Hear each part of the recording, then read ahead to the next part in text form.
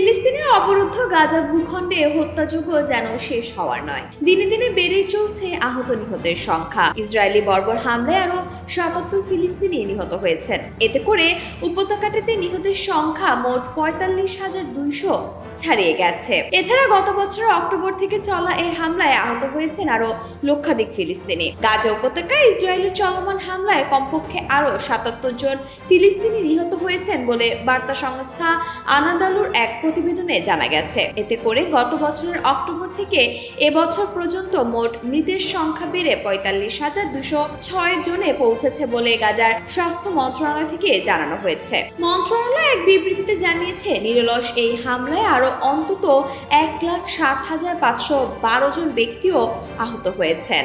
ফিলিস্তিনি স্বাস্থ্য কর্তৃপক্ষ মনে করছেন, গাজা উপত্যকা জুড়ে ধ্বংস হওয়া বাড়ির ধ্বংসস্তূপের নিচে এখনো ১০,০০০-এরও বেশি লোক নিখোঁজ রয়েছেন। মূলত গাজায় অবিলম্বে যুদ্ধবিরতির দাবি জানিয়ে জাতিসংঘের নিরাপত্তা পরিষদের প্রস্তাব সত্ত্বেও ইসরায়েলের অবরুদ্ধ এই ভূখণ্ডে তারা নৃশংস আক্রমণ অব্যাহত রেখেছেন।